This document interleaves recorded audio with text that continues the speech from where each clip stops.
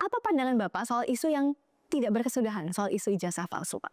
Ya, ini kan sebuah isu yang sudah 4 tahunan ya dibicarakan, dan sebetulnya saya sudah 4 tahun itu diam, tidak banyak menanggapi. Karena apa? Ijazahnya saya pegang gitu loh. Bapak pegang ijazah? Kenapa?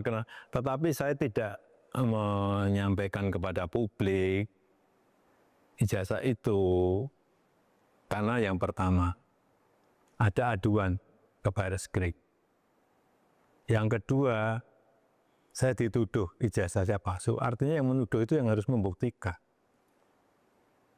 Dalam hukum acara nih, siapa yang menuduh itu yang harus membuktikan. Itu yang saya tunggu, itu coba dibuktikannya seperti apa.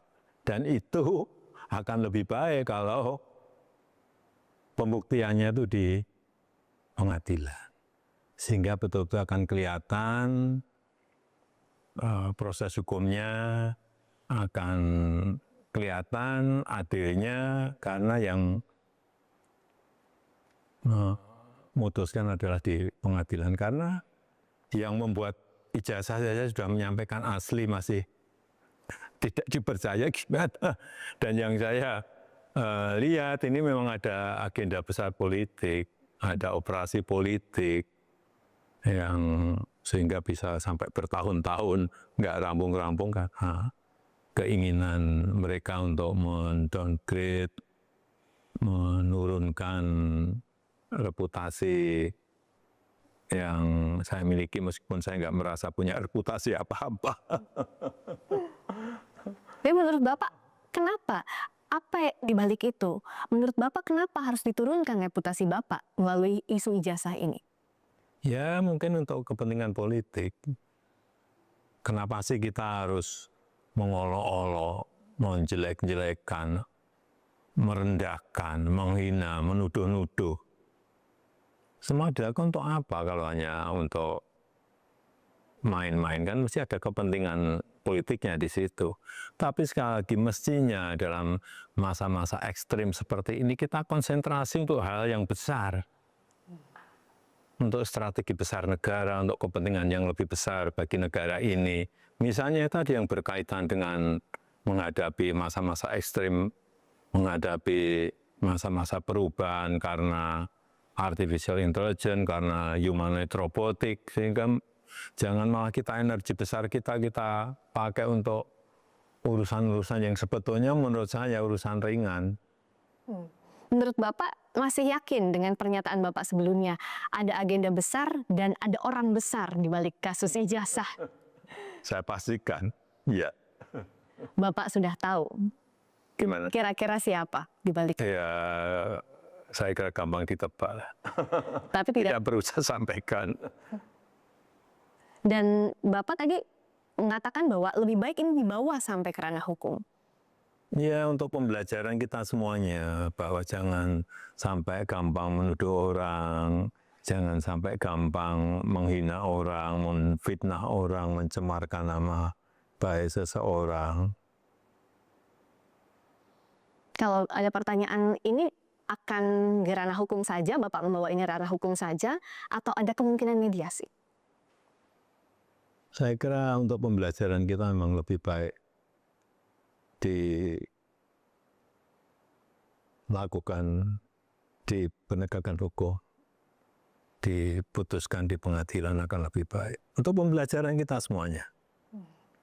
Dan Bapak juga pernah berjanji kalau sampai ke pengadilan, ijazahnya Bapak akan tunjukkan di sana, di pengadilan. Ya, itu forum yang paling baik untuk menunjukkan ijazah asli saya. Dari SD, SMP, SMA, universitas, semuanya kan saya bawa. Untuk pembelajaran hukum, memang apa yang Bapak khawatirkan kalau ijazah ini, kasus ijazah ini terus bergulir di luar soal tudingan ijazah palsu?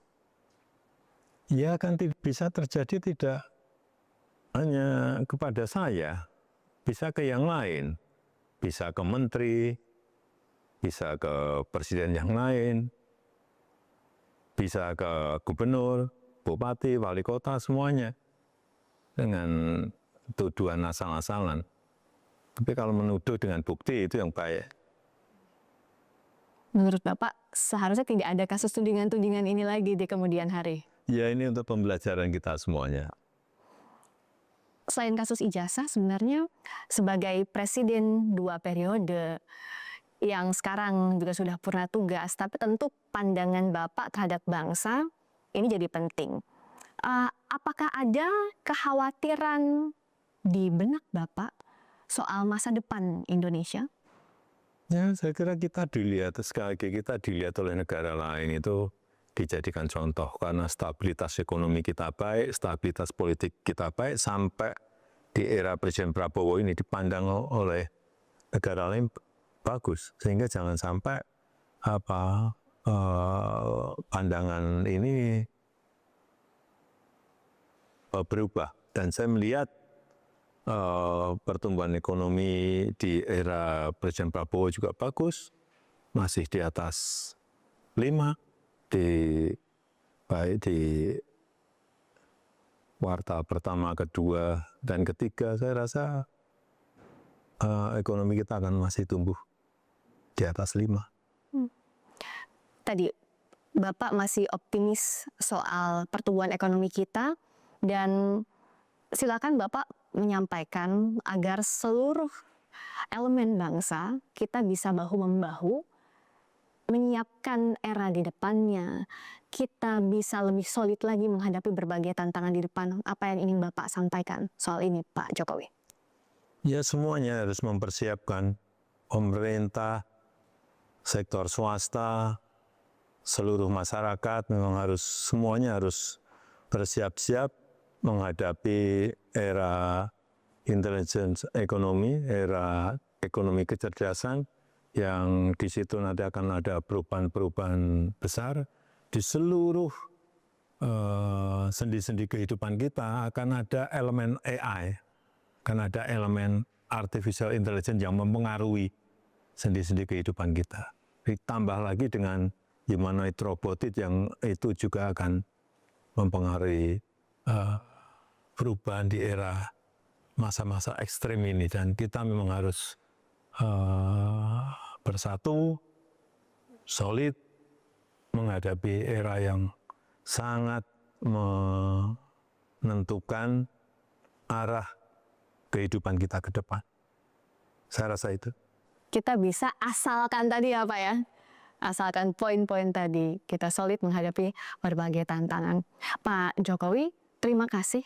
Kami boleh mampir ke kediaman Bapak di Sumber, Surakarta, dan ini juga sekali lagi menjadi wawancara pertama Bapak setelah purna tugas. Terima kasih banyak sudah menerima tim Kompas TV. Terima kasih Mbak Beska.